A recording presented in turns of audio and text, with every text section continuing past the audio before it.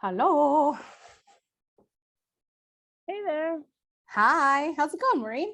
Good. How are you? Good. Your hair looks great. Thank you. Thanks. I don't know why. Tuesday hair day. How's everything with you? Yeah, really good. It's we just bought a house, and so it's been a lot of renovation. It's hiding in the background. Wow. So In Florida?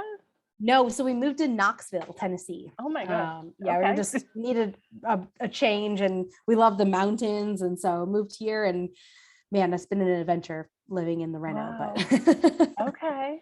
yeah, never a dull Cool. moment. Yeah. How about you? How's it going? Pretty good. Pretty good. I'm just working through all my stuff. Yeah. Has it been pretty busy lately? Yeah, I've been slowly winnowing things down very slowly. So like every month it's like a little bit better than it was the month before. Yeah. So we're getting there. Well, glad to talk about rates and stuff today because that'll help, right? Yeah. Awesome. Hey, Porrick.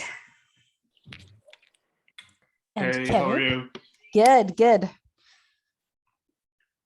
Zip up. It's chilly here. David's Auto IA. Is that Maswari? It must be. David Maswari, is that you? It must be. I don't know if he can jump on or not. Like Otter is the recording thing, right? Oh, is it? Yeah. Maybe that's David Maswari and he's on like a app or something. Or Sandell, maybe? I don't know. Maybe. Yeah, I don't know. It was here when I got in. Oh, really? Interesting. Yeah. Huh. What does it do? It records the meeting? I think it like records it and generates a transcript maybe. Oh, yeah. Interesting. I've seen those before. Those are cool. So he sent his literally virtual assistant, his digital. How posh. We want to engage with you, Otter. All right, buddy. Good to see you, my man. Hey, you too. How are you doing? Good. Your trip home was pleasant, I hope. Yeah, probably a little less stressful than yours, I'd say. Just a 2-hour train journey, but Yeah, all good. Mine was good, actually. It was like smooth the whole way. No worries at all. Actually, our flight from London to Atlanta was an hour and 15 minutes early, which was crazy. Well. Wow. I've never had one go that early before. Are they just lying to us about how long this flight is? I think they do, actually. Yeah, they do it, don't they? Yeah, because they want to give you good news. They want to be on time. Right. Lower expectations and exceed them. That's funny. Well, cool. Well, welcome. I know others will probably leak in. And let me start with a few announcements here. Yeah, I'm just gonna ping Florian, Tim, and AJ because I know that they got sessions today too, and I don't know. I just want to make sure that there's no problem with the Zoom. But I guess you guys got in. Yeah, and also, how long ago would you switch clocks? It was a while back, so we should be set on that. Shouldn't be any confusing around. Back up. Cool. So, well, this is good. If it's just us, we'll definitely go deep and have some check-ins. I know, Maureen, you want to talk about pricing. And other things, yes. Okay, cool. Yeah, let's dig in. I always like to catch up with you and know what's going on and dig through some stuff. Cool. So we want to make sure we fill out our Q2 planning questionnaire, book calls with coaches. If you guys haven't done that already, it's time to do that again. We're doing co-working calls now. If you ever just want to carve out dedicated time to your business. Hi, Lisa. Good to see you. We're doing those weekly now on Fridays. Is that right, Rachel? And our copy chief member, Jack, has taken them over, and he's has a different platform for it. And, it's kind of more about co-working space. So more consistent than we were doing them here, just with our one a month. And it's just a really cool way to make sure you're putting aside time to work on your business. And so it's not very formal. It's there to help you get stuff done, not take up your time. So definitely check that out at least once. I think you'll really like it and make it a steady thing. Yeah, copy critiques. Rachel, help me understand exactly, because I know Brian's not doing calls this month, but those are going to start in May or June. Yeah, so Brian Scansies, he's going to start the copy calls in June, but we've already dived into him doing some more in-depth critiques in the Copy Buddies forum. So just wanted to check in if anyone's been using those or how they've been going and what you guys think so far about the process. Not yet, but I definitely will this week. Looking forward to it. Awesome. And you saw that he posted a thread that you can just post anything in there and tag him? Yeah, I saw his feedback on Jody's there yesterday, so I'll definitely do the same this week. Cool. Yeah. Excellent. Cool. Yeah, it's going to be nice to get some momentum going on those. And so, we're putting our focus towards the craft and making sure you guys have backup. It's just nice when you got to turn something in and you can get some extra confidence that it's what it should be. And again, you have to also, continue to develop your own filter around how you take feedback and those things too. And it's just always good to be active in it, because as long as you're a copywriter, there's always going to be this process. And the quicker you learn to build those filters and decide what to apply and how to apply it, all those things is really, really valuable. So very cool. Client ROEs. What is this, Rachel, exactly? Is this so the featured freelancer series has been going really well. We had Heather on last month. This month we had Youssef, which just went out, and we want to feature you guys, but it's hard for me to feature you if you don't tell me when you're available or what clients you're looking for, or link to your updated portfolio and stuff. So just wanted to remind you that that's there. I'm going to stick the link in the chat. So if you're looking for work and you want to get in front of our list, then please just update there and tag me so I can make sure that when we're planning these featured freelancer emails that go out to the list and our social and everything, that I've got your most updated info. Because what we've done a couple times when we featured people and they're like, oh, I'm all booked up. And I'm like, well, why don't you tell me that? We wouldn't have featured you. So just keep it updated so that we know how people can get in contact with you, what you're looking for specifically, and then if you are looking to take on more clients or not.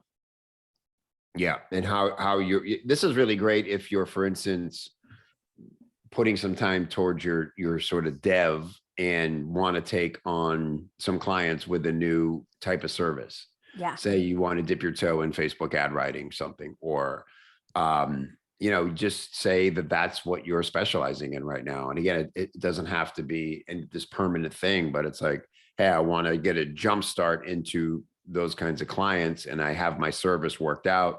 Let us work with you to set that up, and then we can feature you and hopefully get some leads in your pipeline that way for that specific thing. Yeah, and it's just another way to stay top of mind too. Like Kevin and I constantly have people reach out and say, who do you recommend for this? And so if I can pop over there and be like, oh, Lisa said she's looking for something just like this, let me connect you. That's just a good way for you to keep poking us and say like, hey, if anything like this comes along, please send them my way. Just keeps us updated. Yep. Awesome. So yeah, fill out your phase forward assessment and book a call with coach. And again, that's just a really good. How's that different than the Q2 planning questionnaire, Rach? That's the same. I think Ariana. All right. Sure. That's what I thought. Update on what, yeah. So, and then just type into the chat, as we like to do, just where you've been focused the last 2 weeks and how that's working for you. If it's been, positive, it's been a distraction, just kind of decompress and tell us how things are going right now. And then at the end of the call, we'll think about where we want to focus based on what we've sort of uncovered here today. So with that, let's dive in to our clarity sessions. No longer hot seats. We're not going to call them hot seats. It's not about feeling pressure. It's not about sweating. We don't want to sweat here. We want to relax and feel clear and motivated when we end this call. It's what we always do, but we call it hot seat. And it's seemed, counter to what we actually do here. So, Maureen, let's get some clarity.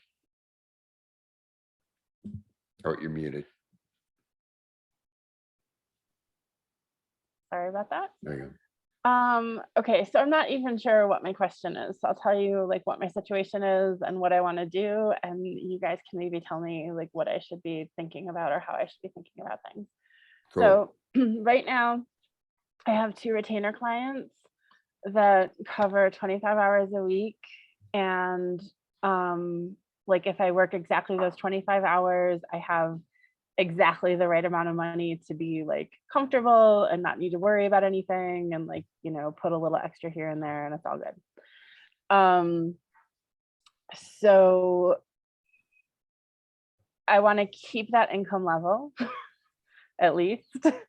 But what I'm trying to do like over the next like 3 to 6 months is I want to shift into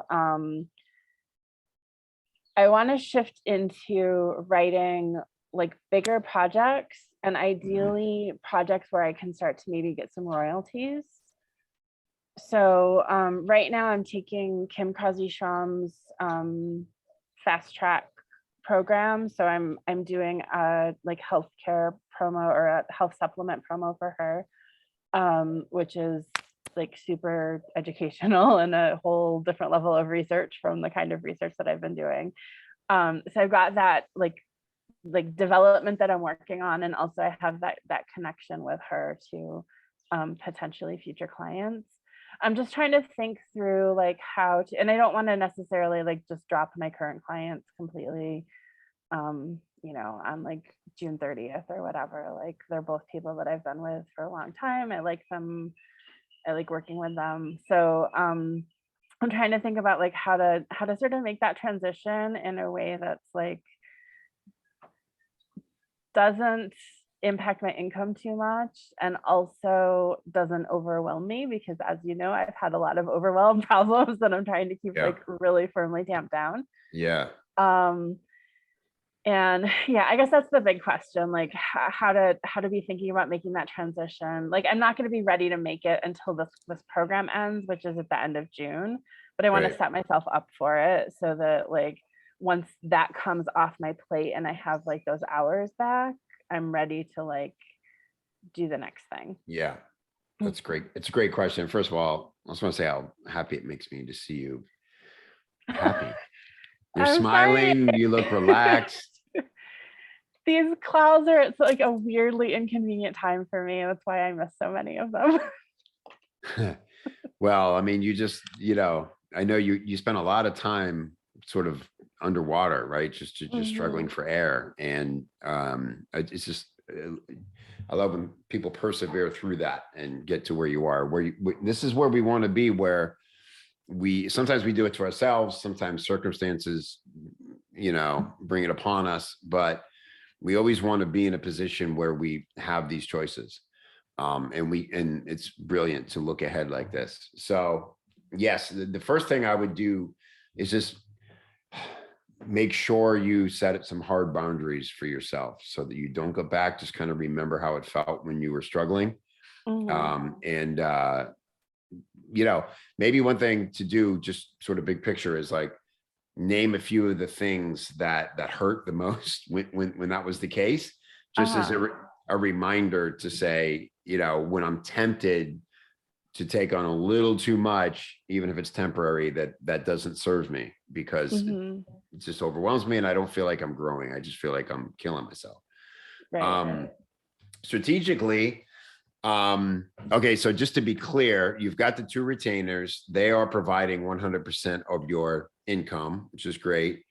And they're, how close to that 50, 25, 25 are we on that? Are they, you said it's about 25 hours a week to serve both those retainers? The 2 of them. Yeah. Ooh. So it's a little more than 50%.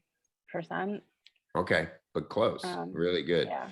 And so you've got, what will be the next opportunity that you know will come?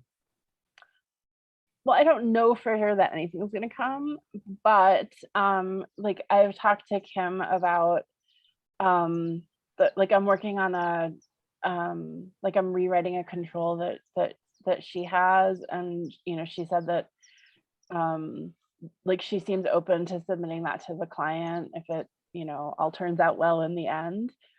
So that's a potential there. Like she's suggested that, there's opportunities there if I'm interested in it, that she can hook me Okay. up with them. And I don't know exactly what that would look like, Yeah.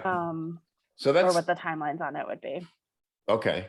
So that's one thing that's totally fair to ask her that. And Mhm. again, you're not being pushy. You're just saying, hey, I just want to make sure if an opportunity, like you mentioned, does come up, that I'm prepared to take it on. But Mhm. I'm pretty booked up right now. And I just want to, how much, I know you don't have a crystal ball or whatever, but what would it look like? What would be the series of events that would lead to an opportunity like you mentioned? Okay. And just so I can imagine a timeline or know where to focus my energy to work towards that. That'll show her that you're really interested in it and want to do, the work to get there. And Mhm. I'm sure she would be happy to give you any details. And, she might caveat, I like to know, I'm not making promises, which you obviously know, but Yeah. no problem in asking that, because again, you're running a business and someone's asking you, telling you there might be a way to do business together. So naturally you'd want to understand what that would look like, right? Yeah. So don't And I be guess- shy about that. Yeah.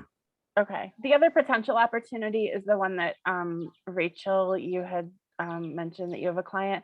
And I guess one of my side questions is like, I'm not sure exactly how to reach out to him when I'm kind of like, I don't do health copy now and I'm not available for 3 months, but I'd love to talk to you. Yeah, Kevin, to give you context, Nick from Primal Health said he talked to you at the Yeah. Tampa event, and he was looking for anyone that wants to do health VSLs.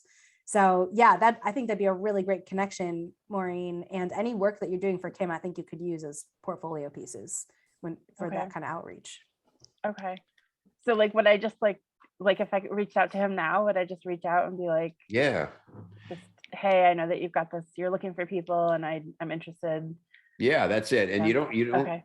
have to undersell yourself, or, you know what I mean? That's literally just like, let's have a conversation, because Yeah. this is, Okay. I'm an experienced copywriter with, a great interest in an ongoing education in health copywriting. And so I understand you have needs. I can tell you this, Nick wants to meet people he can work with and nurture. Okay. And the reason he's not hiring from other companies or other communities is because they're too aggressive, and how they want to approach working with him and the way they write the copy. So he's looking for people that are conscientious and can come in and he can have a relationship with to write the copy the way he wants it written. It's about compliance, and it's about caring for the Yeah. customer. Okay. And That's instead of my sweet saying, spot, so. yeah, exactly. And instead of saying like, oh, I'm haven't done health yet, you can say, I'm training directly with Kim Krause-Schwalm on some of her health packages, and I'm in Kevin's Accelerator Mastermind, and we've got a really strong feedback forum there. And you can lean on the Mhm. educational resources that Yeah. you've got. Just don't even Okay. mention that you haven't done No. it yet. Just Right. lean on what you do have. And I Okay. think he'll be excited about that. Okay. Yeah, All right, 100%. thank And then, like, let him ask if he comes back and says, well, have you written any controls in health?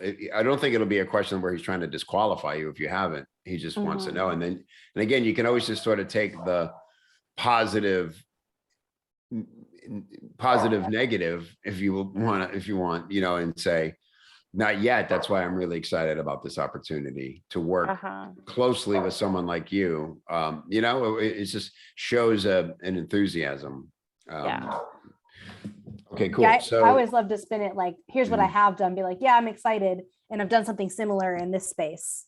And that way you can always you always go back to like what you do have and what you have done. yeah, Mhm. that's a big Okay. one. It just shows that you're there for the journey, for the lesson, for the adventure. And, the confidence you have behind that is basically saying, without saying, like, I'm going to do good work no matter what. If we're a match, which we're going to find out on the call or whatever, then I know we're going to do good work together. So let's not worry about experience. Yeah. Unless if that's a deal breaker for you, just say so and we'll stop talking now. Like, that's fine. But it's Uh-huh. either a yes or a no, based on the conditions. And so you just don't want to demean yourself or talk yourself out of it along the way. Right. Okay. And just the last thing with that, I know you said that you want to feel like you're ready or that you want to feel like you have space.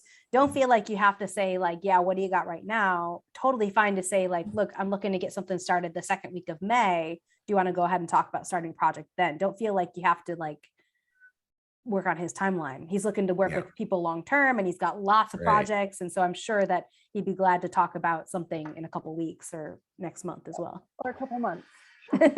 Yeah. Whatever gives Okay. you the space you need. Yeah.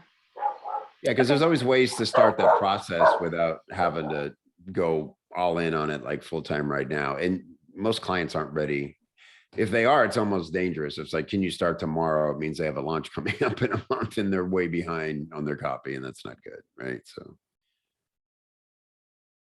Yeah, I got a referral to someone last year sometime, and I kind of reached out to him and I was like, somebody said that you were looking for copywriters and I do this X, Y, and Z. And I'm booked up until the end of whatever month, but like I'd love to chat. And he's like, well, why don't you get in touch with me when you're free? And I was like, okay, I'm never gonna be free. Like yeah, right. That's the thing is like, we have to be careful about thinking for other people and putting up barriers that might not exist. It's just about like, how can we create any positive momentum together right now? And if we, right.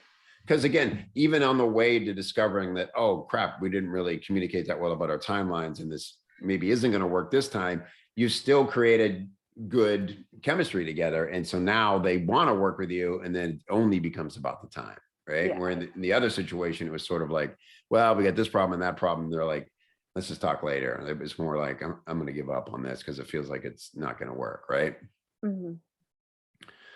Cool. All right. So I hope that helps. And then I would just say, as much as you can, find out whether it's you deciding, you're going to make more space, or you can get clarity from any of your clients about sort of what, for instance, with the retainer clients, what kind of contract are you under? Is it rolling? Is it 90 days? It's just a rolling thing right now with both of them. And is it formal? Is it like signed agreement stuff? One of them it was a formal signed agreement that has lapsed, but I think it does have a clause in it that's like nothing set in stone. Like I could, Mhm. Both of those I could quit tomorrow if I wanted to or needed to. Yeah. But I don't want to, like I want to go out really nicely. And I guess Yeah. one of them I've gotten like sort of more and more entrenched in his marketing. So I don't want to exit until I've got him set up to be successful, I guess. And and I think that there's an opportunity for me to continue working with him in a smaller capacity, but like I want to have it set up so that he can be successful with what I'm doing for him. And then I can maybe, sort of offer my services like on this little narrow set of things that is more my sweet spot. Okay, cool. Yeah, like it's more about how do I go out in a way that I feel good about and they feel good about, and we sort of all get at what we want from. And also I'm really reliant, like it's been like a year and a half now, so I've gotten really reliant on like the bi-weekly like retainer checks. Yeah. So I want to be careful about like putting my income into like a weird. Yeah, it's a tricky thing because you're in that in between stage where you're I think probably going to be more formal about these agreements going forward based on how we tend to operate here. Mhm. But so it's like it's nice to say, well, let me get everything together and make it predictable. So we are like on 90 days and I know, okay, I look at my timelines through that lens, but at the same time, you kind of don't want to poke the bee's nest either. Right. If it's good, I am going to mess with it. You just got to make sure that convenience is not holding you back either. Like I said, I'm just happy to see you looking relaxed, and I don't want you to mess with anything. But in the perfect world, let's say you would go to them and say, hey, love working together. Want to make sure we can keep it up.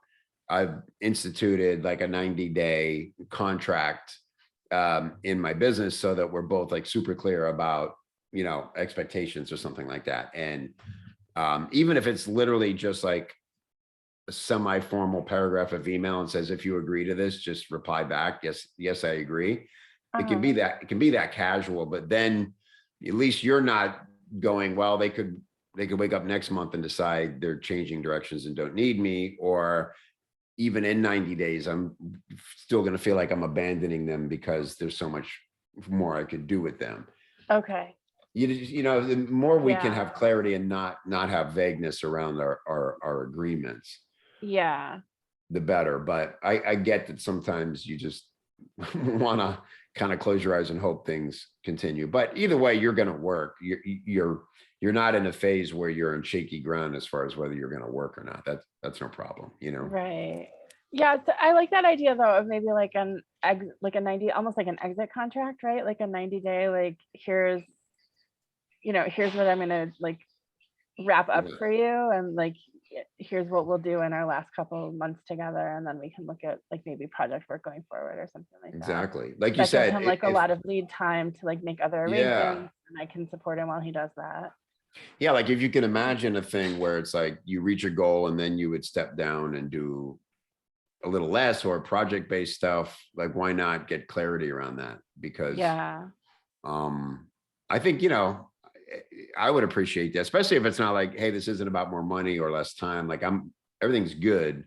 I just want to, I know, I'm a freelancer and opportunities are always coming my way, and I just want to be able to prioritize. I think I know Rachel and I would respect if one of our contractors came to us and said, just want to make sure we all are clear about what we're doing here. And Yeah. that would wake us up to go, oh, damn, we better make sure we're thinking ahead to, if we want to keep this person, what would we do in 90 days? Or, or do we, just to have a heads up, it's a really respectful thing to do in any relationship, is kind of what are we doing here? And let's make sure we're on page. Right. Okay. Awesome. Cool. All right. Thank you. Great stuff. Happy for you, Maureen. Thanks. Great work. All right, Tim, we talking to Tim? Hey guys. Hey buddy, good to see you, man. I know you get to see you.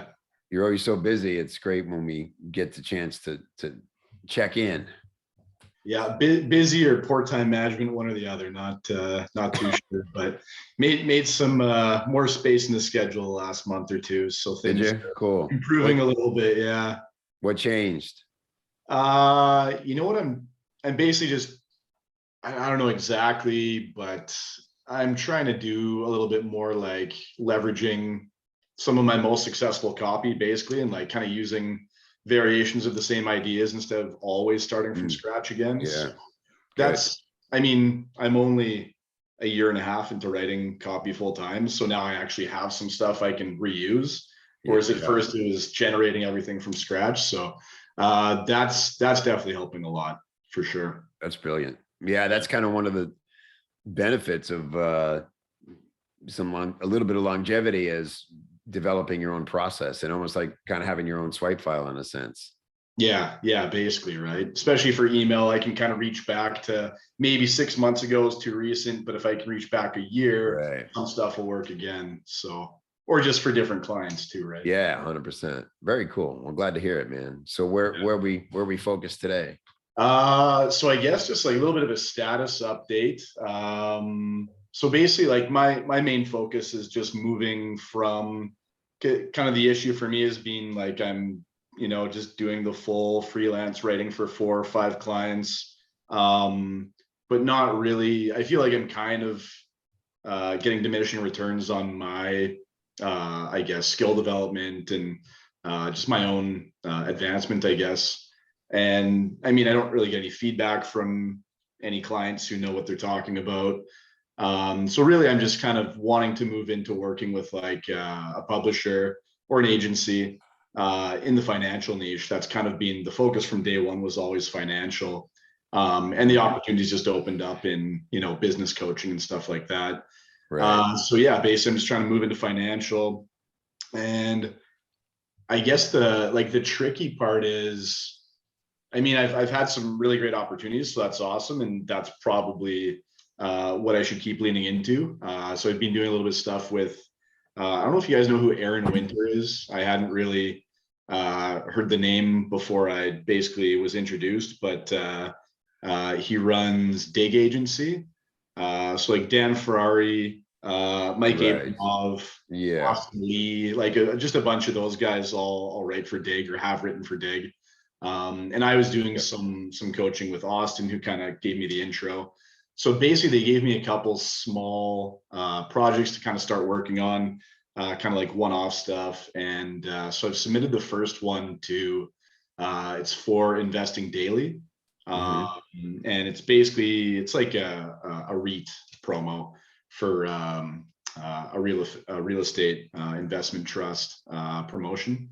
Okay. And so yeah, that went in. It's come back for edits, so I'm basically just finishing that process. So that's super cool. And I mean, it's paid, so and I get chiefed through the whole process. So I mean, it's awesome. It's like a dream opportunity. But that's not like a full-time position or anything. Right. Like when that's done, there isn't necessarily another one. It's not consistent. Right. So that's great. Like I'm able to kind of build the portfolio a little bit with some of that stuff, get some pieces in there to show other potential agencies and publishers and stuff like that.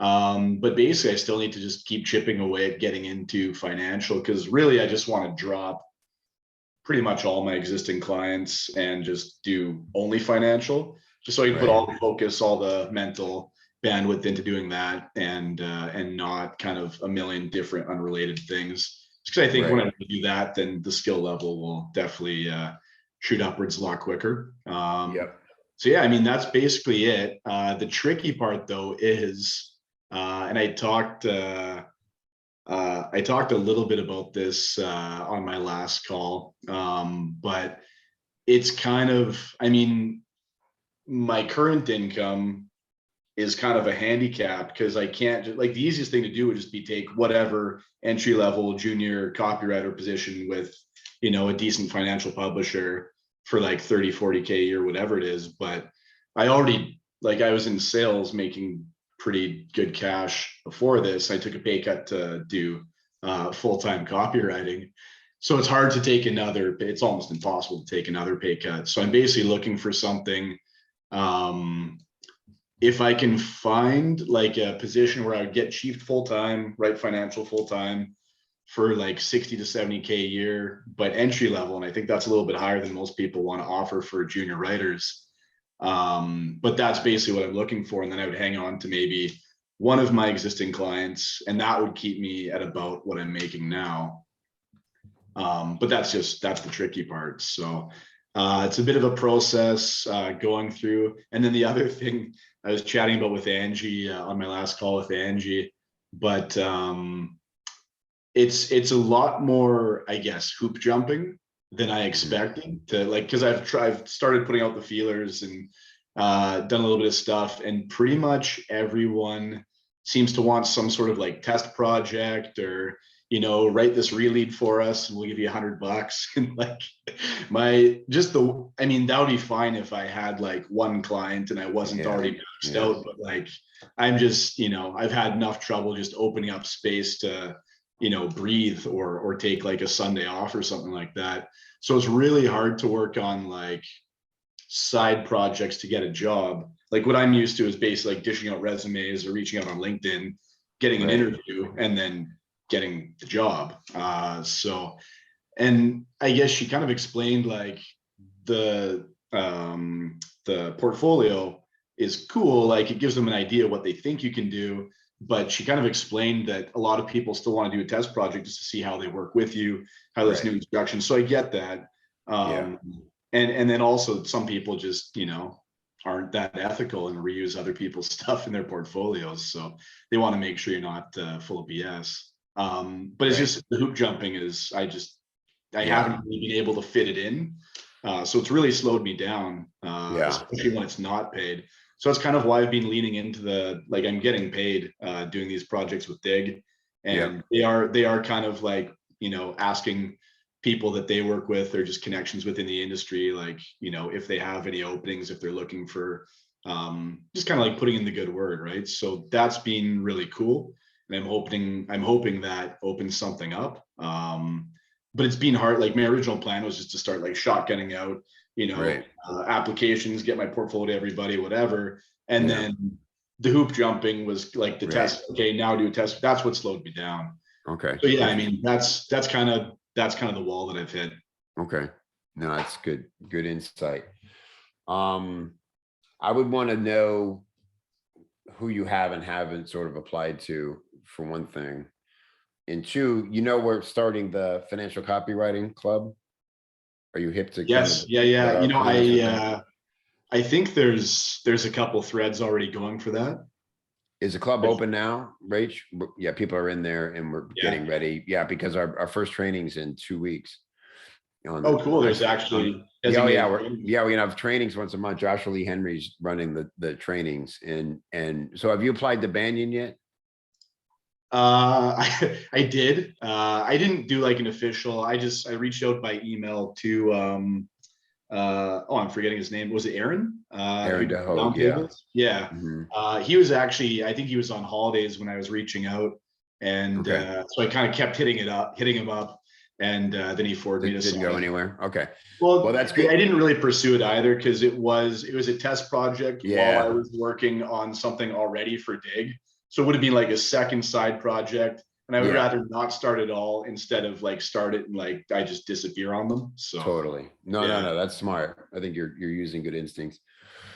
But I will say this, just to clue you in, the cool thing about it, there's lots of cool things about it, but it's the first time we're like really, it'd be some stuff you've already learned on your own and other stuff you may not have considered about. Like the first one is really like, what is this world of financial copywriting? And just like, here's what it is, here's how it exists, here's what they look for, here's what a career could look like, here's how to break in, sort of thing.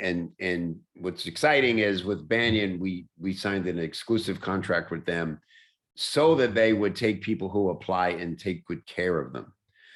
And so there is a process, and it does involve, a paid test project. And they may not be in a position to meet your requirement for what you want. For instance, if I don't think it's unrealistic, I know it's typically been more like 40, 45 for the year, but I know that also included back in the day when it was, they would give you money to move to that town and help, so maybe if it's remote and they're saving that money, maybe it does become closer to 60, right?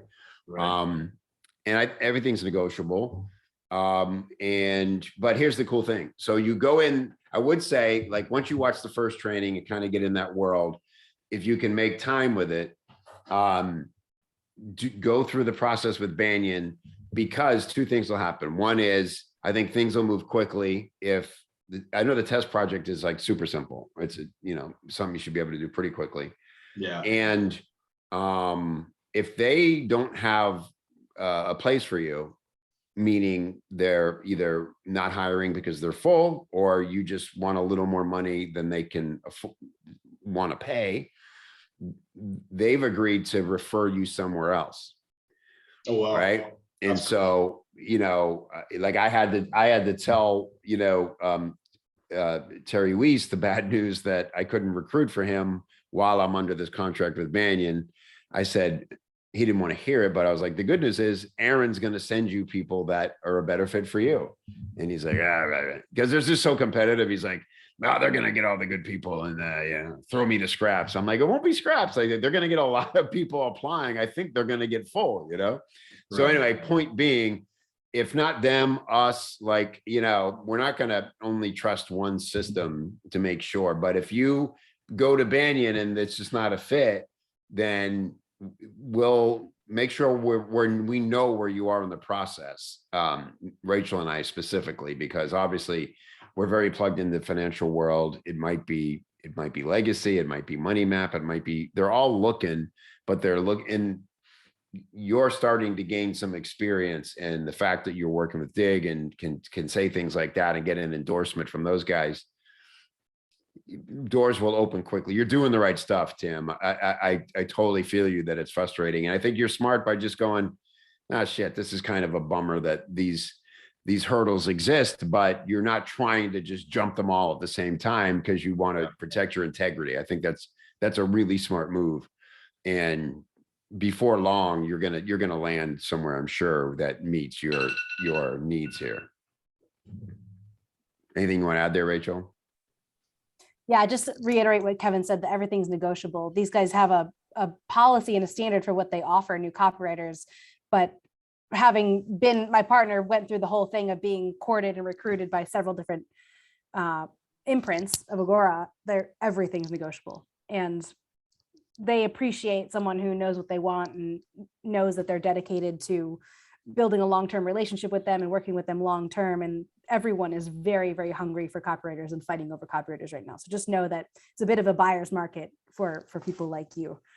So just keep that in mind going in, that of course you got to prove your value, you got to work hard, you got to be willing to learn, but they need copywriters, and it's a big battle royale for the best people. Yeah, right I was gonna say, like, I'm not trying to double dip here or my interest, but they're also competitive. I mean, we've literally had bidding wars break out in the middle of Copy Chief several times, yeah, literally. Well, I've like, had guys, one guy happened to be at a week before our event. I introduced him casually to the guys from, I can't remember which one it was Albuquerque and anyway, and they were like, we want him signed before he gets to your event. I was like, damn, I didn't realize that's not that really serving us here, but that's how they are about it. And so point is, Tim, I'm excited for you because you're doing the stuff that needs to be done right now. It's just going to require maybe a little more patience, but you're going to be in the catbird seat very quickly here with all this. So, and like Rachel said, Aaron will be on the first call doing Q&A, and I would come on the call and just ask that question. It's like, hey, these projects are kind of eating up time, and what do you suggest for someone like me who wants to vet all the companies, but I don't necessarily have time to do all the test projects, just have that conversation with him. He'll be, but the other thing about Aaron, he's just very honest and down to earth and straightforward. Yeah. He's out for your interest. He gets that this is a big industry, but it's also a small world, and writers are going to come and go in and out. And, he's looking to he's just a cool guy. He's just looking to create good relationships. So. I could tell from the round tables and stuff. Just very candid, straightforward. I appreciate it for sure. Yeah, solid dude. So awesome, Tim. So I hope that helps. I just want to remind you, because I know you've been busy, if you're not using it, like the profit pie really is a way to keep remembering. And if you can kind of categorize the things you're making time for or not making time for, right? If your client work is, hopefully the foundation of it is living up somewhere close to this, like we talked about with Maureen, she's probably at 60%. And you're really in dev right now. You're putting a lot of energy towards dev, motive, categorize that how you want. Just don't fault yourself for doing things that might feel frivolous that also keep you inspired, hobbies, things like that, time, vacation, adventures. But it seems to me like you're in a heavy dev phase here. So, maybe your motive is suffering by 15%, but you're making sure you have at least 25%, 30% for dev, because it's really going to pay off very quickly here. And then these numbers are going to balance out even more. Yeah, 100%. Cool, brother. All right. Good stuff. Thanks for checking in, man. Really happy with your progress. Thank you. Appreciate it. Yep. Talk soon, man. Cool. We have I know we get Florian, And then AJ's not here. Yeah, he said he couldn't make it today. He messaged me, but Lisa wants to jump on. All right, let's do Florian and then Lisa. Hi, everyone. Hey, bud. Good to see you, man. Good to see you. So I had two questions, but I got an answer just before the meeting. So just one question for you. Okay. I would like to talk about opportunities and call generation, because I sold 5 times my program in one month and a half. So that's good for me, because not everything is finish. But I on different calls, I feel like I'm very friendly, and sometimes I'm just chatting with people. So my question is, what is your advice to position the call, to pre-qualify the different leads, to have quality call and talk about the program and not just chatting about copywriting and so on? Okay, so to be clear, we're talking about prospect calls here. Yeah. And you're getting on, and you feel like you're just kind of having a friendly chat, probably giving a lot of good feedback and advice. And then they're like, hey, thanks, that was awesome. See you later. Yeah. Or like, okay, so maybe later or something like money is quite not a lot That of would be money. great, but we can't afford it. And yeah.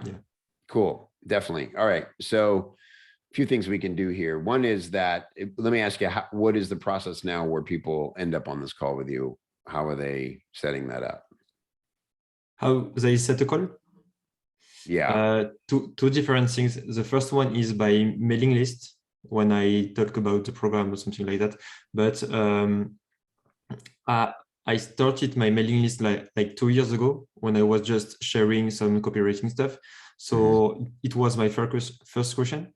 So I feel that my mailing list is just like, hey, send value email, and we'll chat after for paid stuff. But the first generation is by mailing list, and the second is by Facebook group, Facebook group, and Facebook conversation. And how are you presenting the call to them? As like, hey, if you want to chat, let's just chat and see if there's a connection here, a chance for us to work together. Is there no agenda for the call or application to get to the call currently? Yeah, when I chat with people on Facebook, I'm like, okay, so what's your problem? What's your goal, and something like that. And then, okay, so it would be great to talk on a call about not the program, about copyright, about your problem and so on. So maybe I have to mention the program, I want to be clear about what the program is. Is that a copywriting program that you sell, that you created? Yeah, consulting program. Yeah. And this is in the French market, correct? Yeah. And so their awareness of the need for copy and things is still pretty low. So they're more curious about it than feel the need to improve it. Yep. Improve it, or it's like beginner copywriters. Yeah. And they want to get clients and to improve skills. Right. And do you want to talk to either person? Sorry? Are you happy to talk to either a business owner who might need your services, and also you're happy to talk to people who might want to learn from you? Yes, but for now, I have like 90% about copywriters, not business owners. Yeah. Directly. Okay. And the program teaches them how to have a business, learn this skill, and basically do what you do. You're the Kevin Rogers of French copywriting, essentially. Yeah. Okay. We talk about copywriting. Yeah. Yep. And are people buying your program regularly without having a call? Is it selling? I only sell on the call. On the call. Oh, okay. Yeah. So one-on-one. Because I have the program and like coaching calls with us. It's a whole package. Yeah. Yep. And so is there no way for them to know about it other than having the call? It's the first time they're hearing about it when you tell them about it on the call? Could you repeat, please? Meaning, can they like see, do they know the program exists before you tell them about it on the call? They're aware of it? They've seen like a sales page? I don't have a sales page. I have like a VSL who explains what the program is. And on my mailing list, I'm like always mention the method and the program, and sometimes some parts and something like that. So they should be, pretty qualified. Right. And you say like your list, you get this vibe from them as like, just please educate me right now. I don't, Yes. I'm not ready to invest. Don't send me anything. Yes, I started my mailing list like 2 years ago when I was just, I just want to write, to teach myself copywriting. Yeah. And then I was like, okay, so now I want to work with clients. So I never sell something by my mailing list. Right. So I just have to so now with my mailing list, I'm running a business. So educate and maybe takes time. Well, I just think have you ever done, for instance, like a group coaching offer? For now, it's not group coaching offer, but it will be, yes.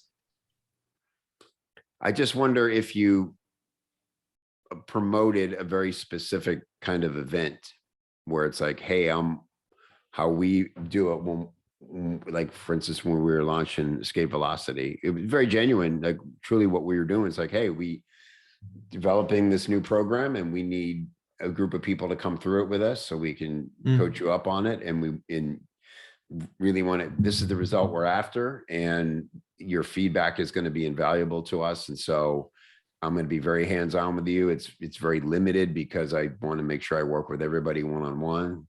And it'd be interesting in that context where people don't feel quite ready, if you can get them excited about the possibility, even if they feel like they need to understand it better or have more context. If the simple proposition is, hey, do you like to write? And then take whatever you're hearing on these calls now for people who are still not sure, how it goes, Florian. There's 3 beliefs we have to overcome to get somebody to want to take action, right? The belief that a thing exists, belief that you can help them do it. And then the hardest one is belief in themselves that they can do it. And, if you can get those 3 things across and I would, treat it like a launch of, hey, I'm doing this thing. This is the date it starts. This is how to sign up. And depending on your needs, I think of this as paid research and development, right? And so for you, if it's like, I just want to have a group, a beta group of people to take through this program to see how they respond to it, get case studies, get testimonials, and create a nucleus for what I can grow from there. You just make it super affordable enough for them to pay attention. So for here, like a bare minimum price to me is like $500, where if somebody pays $500, they're still going to show up, but it's like a no-brainer if they care about the result you're getting them. 1,000 works as well too. You start getting into 2,000 and places like that, then you're competing against other options people have. So I don't know, is that kind of seem like something that might make sense in this scenario? Yeah. So that's what I would want to know if I was working with you on this. It's like, let's find out, is there a portion of our list who's just ready to do a thing and take this leap with me, and will they trust me to do it? And can I price it in a way that's, they almost just can't afford to not do it? And then, based on that, and do your best to get a lot of dialogue and feedback from them. And so we if you've never done kind of a 9-word emails here, how many people are on the list right now? 1,400. Okay, great. Perfect. That's a great size to do a 9-word email campaign. And if you're unclear about what that is, we can share our case studies and even give you templates for exactly how to write some of the emails. Okay, and obviously you can adjust them for, culture and those things. But it's been very, we sold out Escape Velocity. I think we had 45 people in there who paid $1,000 And the only way they could know about the program was by reading the PS of our emails. We literally didn't have a sales page. We didn't, and it was great because before the program even started, we learned so much about what they wanted, what their questions were, and that was the gold.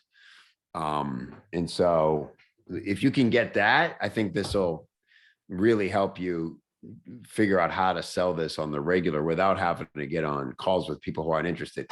The second thing I want to say is I would definitely make them give you some information before the call. And then you can, so if it's just basically is like, what do you hope to get from this call? What is are you interested in, improving your advertising for your own products? Are you looking to learn this craft of copywriting? And, don't wait till you're on a call to figure out if somebody, because that's a really slow thing, because here's what you can do. I would put some scarcity around it and say, look, I only have the time to do 4 of these calls a week or whatever. And this is why, so just tell me what's up and I'll reach out and give you a time when, or if it makes sense for me to just give you something else that I've already created that I think is going to help you most, I'll just do that. And we'll have a call when you're ready. Put people through a process and make them kind of earn time on the phone with you. And I will got some testimonials and not results for now, but some thoughts about people are already in the program. So good, perfect. Should be great. Yeah. And again, like lean on us for this. Like we brought many people through this process, and it, so we can definitely help you every step of the way. So let's, it'd be cool to start a thread in Accelerator in the discussion forum, just about, Florian's beta launch or whatever you want to call it, and keep us plugged into it, because we can guide you every step, and it'll be a great case study for everybody in the group. Okay. Sound good? Very good. Thank you. Cool, buddy. and thanks for the wine. We had to drink it before I came home, because I only had carry-on luggage. Yeah. So we drank it. It was fantastic. Yeah. I brought it we went on a riverboat a couple nights later with, we snuck, it was funny. Chubba, we brought plastic cups and we snuck it on and we drank it on the boat. It was a nice way to enjoy it. So thank you for that. Great. Thanks. All right, buddy. Talk soon. Hi, Lisa. Hello. How are you? Good. How are you? Very good. Nice to see you. Nice to see you too. So my question, you probably don't have it yet, so you're going to have to dance a little bit, right? Since you weren't prepared for it. I'm always ready. So after the mastermind down in Florida, I actually attended the very next week another 3-day mastermind with a group that I'm part of, actually through Miracy, for my coaching business.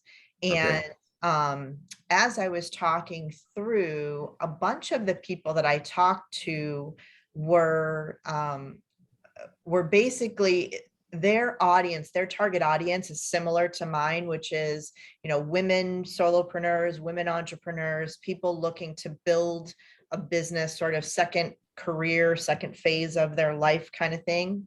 Mm-hmm. And a lot of the people that I talked to were using public speaking, not public speaking, but, event speaking, podcasting, not necessarily their own podcasting, but guest podcasting. They were using a bunch of more networking kinds of marketing tactics than, an email list, or, they had that, but to get people, they were attending events and they were positioning themselves as experts in the events and everything, which I'm very comfortable doing. I speak in front of people all the time, teaching them different things. So for that part of it, it's pretty cool. I'm trying to get my head around sort of what I have to have lined up in order to set that up and get that in place. and what would be most effective in terms of trying to build that audience and that network, because I really like the idea of networking. I like it much better than sort of a offline communication. I really like the face-to-face networking, the getting to talk to people and building my network that way. Yeah. Okay, cool. And so just so I'm clear, the end goal would be to get in front of more groups of people who would make good prospects for you. Like women's business networks, Yeah. like like entrepreneurial groups, kind of like, you know, Brian Kurtz's accelerators, you know, those types of groups, but with an expertise. And what I'm struggling with too is that focus, right? Because I could teach on leadership, I could teach on business skills, marketing strategy, copywriting. And like there's what I'm trying to figure out is, I know I need to focus and hone in on something, because you don't lead with, I can do all this shit for you, right? I've got to lead with something. And I'm trying to figure out what so we need kind of a hook, for lack of a better term. Yeah. It's a really good question. Just what kind of access do you have to this avatar now? Do you have a list with your coaching? So that's the thing is, and I'm still where we were when I think I first got on the hot seat with you in December, right? Is I don't necessarily have my own list. I have lots of people I talk to, but they all are other people's people, right? I don't have my own list that I talk to. Okay, so if we just did some quick like deduction and said, okay, we know there's some common topics that everybody wants solved. And you say, but what is the conversation I end up in the most with people? Like, because I naturally post about those things or respond to people's questions and issues about those. Is something come to mind? Yeah, so I've done a lot of what I'd call the R&D conversations, right? I've had quite a few of those with people. And a lot of times what comes up is either confidence, like self-confidence mindset kind of stuff, which, you know, people aren't necessarily going to buy mindset, right? I can't really lead with that. But then the other piece is I don't have time to market myself, right? I don't have time to write or email people or keep up with all that. So it's the marketing strategy part of, you know, working on their business and getting in front of people. Yeah. I feel like a lot of the head trash of selling yourself would be a good way to position mindset. Yes.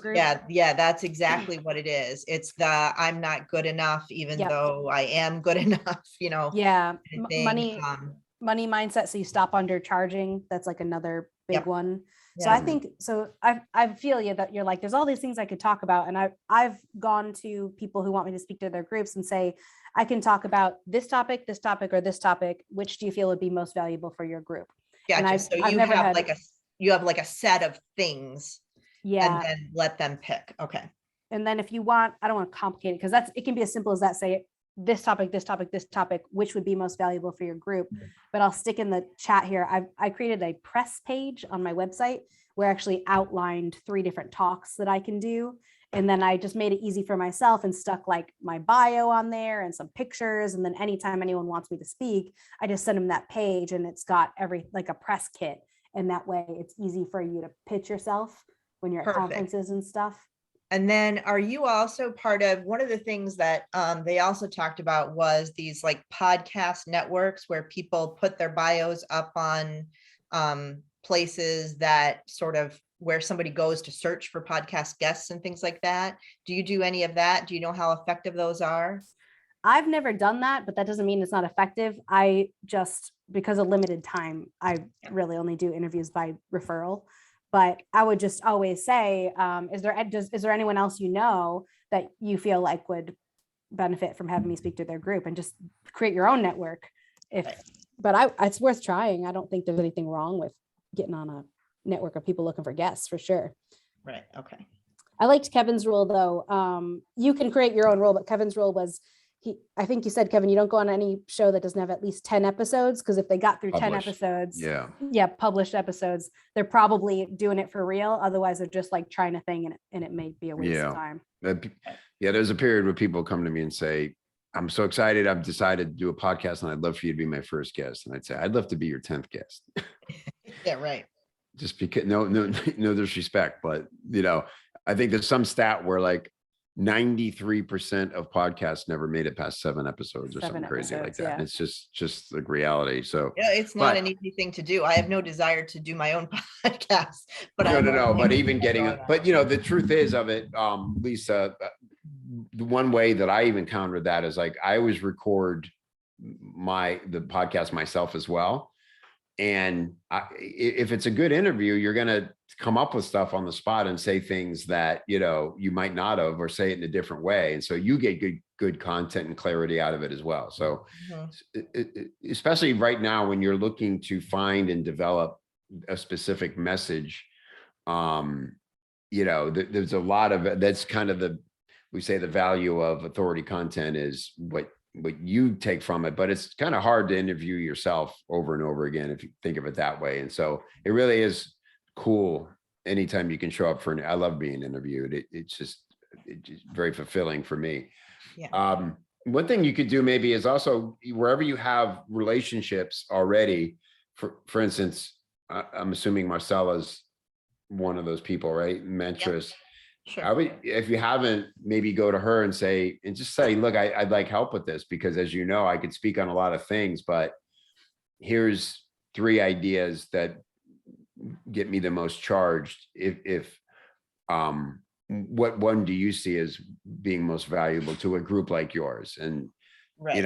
If you want me to speak on it, sure, great. I'm not even asking for that. I'm just really want to help finding my hook, essentially, Yeah. That's a good idea. Yeah. And she's got, they have, basically it's Metis, which Melanie came up with, by the way, money mindset, expert positioning.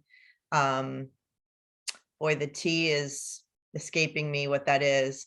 I for influence, your influence, and then the S is self-care. So they've got like all these different topics and they put everything that they do inside that framework. Yeah, very cool.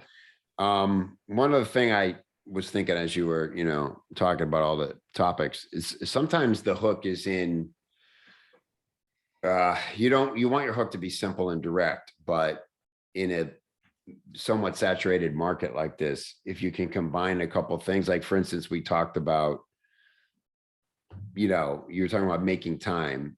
I know women are really burdened with a lot of responsibility more than men. And so, but there's also the thing of like, is it really time? Let's be honest, because we make time for things that feel good or we find fulfilling. And maybe you're just avoiding a thing like going out to sell yourself or creating the thing you really want to create because you're either unclear about why you want it. So it really becomes more about kind of discovering your why, and you can create your own terminology around that. But it's like, I always like when it can be like, because when people feel like they've heard it all, it's like, I know you think it's this, but evidence shows it's actually this. And if we can. That's really, I honestly have like a half done program exactly around that. Where, the hook is, you do have time to market yourself. And part of the program is, it's the choices you're making, it's your self-confidence and mindset. It's your, it's not the time factor. It's a lot of other things. Right. I think Rachel and I were just joking about, whenever you find yourself in a medical scenario, there's always a lot of waiting around. And I'm like, oh my God, I'm actually like bored. This is amazing. I'm never bored. This is a luxury. And I'm like, why does it take some kind of medical scenario to help me make time? There is time, There is So time. Yep, absolutely. And it's what yeah, you're choosing to do at that time. Yeah, I have anyway, I have a lot of material around that, and I've got like notes and everything half put together. But maybe that is yeah, maybe I start with some kind of yeah. hook like Sometimes that. going back to it. Yeah. Yeah, I think you could Yeah. definitely, you have the experience to find some fun, unique hooks into things. And it's like, and then, you know, the great thing in the dialogue is that in writing about it is that you start to come up with terms. Like start with the simple thing, which is, you know, acronyms and things, and look for, yeah, like themes and things to emerge from it. And then, Right, the system or the process, right? yeah, then it becomes like a mechanism that you can own, right? Yeah. Okay, cool. All right. And Good then, stuff. Yeah. and then just the other piece of that is, you know, I know there's Mark Ford's ready, fire, aim sort of philosophy, right? So the question is, you know, in your experience, how much do I have to have developed and ready to go versus finding the opportunity and then developing what I need to develop for the opportunity? Honestly, I would say like a lead magnet. Just a lead magnet. Yeah. Okay. Because that way there's a central document that everybody's sort of working from. And if people are enticed by what you talk about, there's something for them to go do about it. But I'm going back to, you know, 60-second sales hook. I mean, that was all I had. It wasn't even a lead magnet. I think when, you know, somebody invited me to speak at an event, I was like, what am I going to talk about? I had like 18 minutes and I was like, oh, I just liked the idea. I'd made it like a bonus. It was like an article in a product, and I thought it was a neat premise. And so I just kept developing it from there. So just enough to force you to unpack it more if people are interested. I wouldn't do any more on it than that. Okay. And then develop everything else based on feedback I get and what they're. Yeah, because you already know the material. You Yeah. just, and you could spend eternity developing it. Well, that's the before- whole thing. There's like a million things I could develop, and I could say, oh Yeah. yeah, I have something for that and I have something for that, but then Yeah. I'd be developing and never. That's the sell thing. it. You, when you have a lot of experience like we do, it's just great to put yourself on the spot and, Yeah.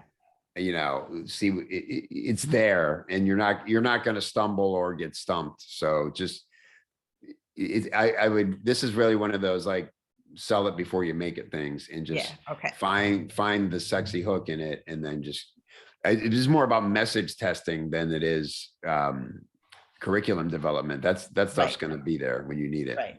Okay. Yep. That's a good way to look at it. Okay, cool. Thank you. Yeah. All right. Good stuff. It's great talking to you, Lisa. Nice to see you guys again. Hey, You Power. too. Is that it?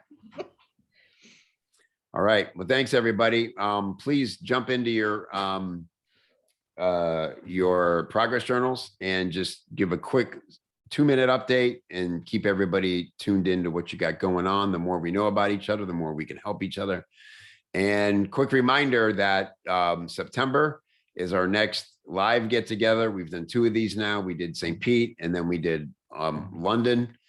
And it was just so fabulous both times. In September is going to be in Rachelstown of Knoxville, and we're going to take over the whole damn town, and we're going to make it a little bigger. We're going to actually sell a few seats. So you guys are getting, obviously, your tickets included in your accelerator membership, but we're going to sell some of limited bit of outside tickets. So we'll have some new people there, and we'll have at least one special guest.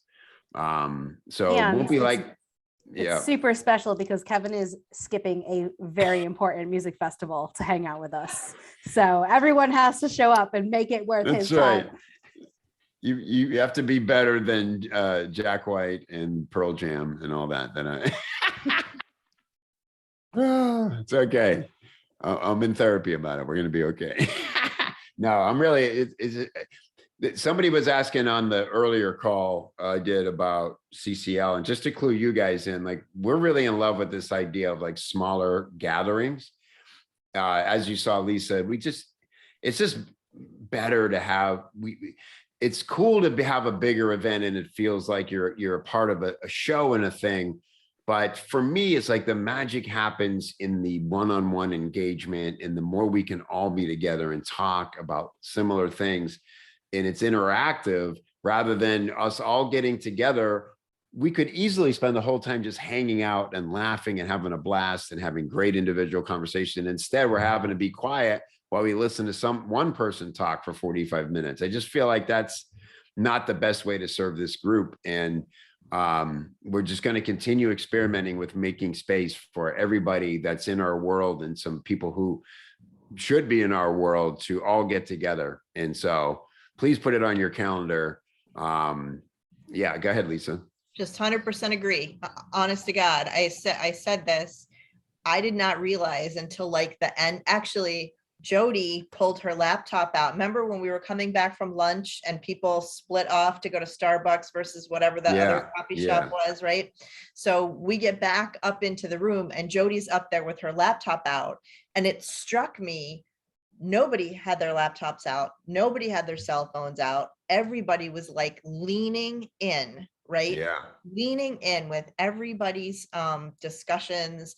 Everybody got to work on their business multiple times throughout the day. Yeah. And you know, Roy Peter Clark, that was like the Queen, My Lord is Dead is ringing in my head, right? Because that was just like an amazing revelation, right? So simple. From a copywriter, you know, just right. For somebody who writes, that was an amazing revelation. So thank you. I appreciate that. It was awesome. That's how we feel. It's just like, there's nothing more fulfilling to me. And I get emotional. It's like being with family, you know, and the exciting thing is we were able to replicate that to a degree with the virtual event. And so we're going to continue doing our bigger events in a virtual way so that we can include everybody. But for the people who want to be there and are comfortable being together, we just want to make it that. We want to make it feel super valuable, super connected. Yeah, we're really excited. And then we get to explore different places, and everyone has its own flavor and environments. And, you know, it's just going to be, and we get to hear some music and we get to dance. How's mom, by the way? Is she doing good? She's doing awesome and still talking about how much fun she had. I love it. I mean, that's the best thing. I would have never got to meet your mom. You know, it's just not. So good. Give her my love. For those of you who weren't there, my 74-year-old mom got out on the dance floor and was dancing on the last night of the. She's 74. Wow, I would not have guessed that. Yeah, she's in fantastic shape. She was having a blast. It was so fun. Yeah. Awesome. All right, everybody. Thanks for that. And yeah, please try to join us in September, mid-September. The dates are up there somewhere. And we'll see you there. Thanks. Appreciate you. Bye-bye.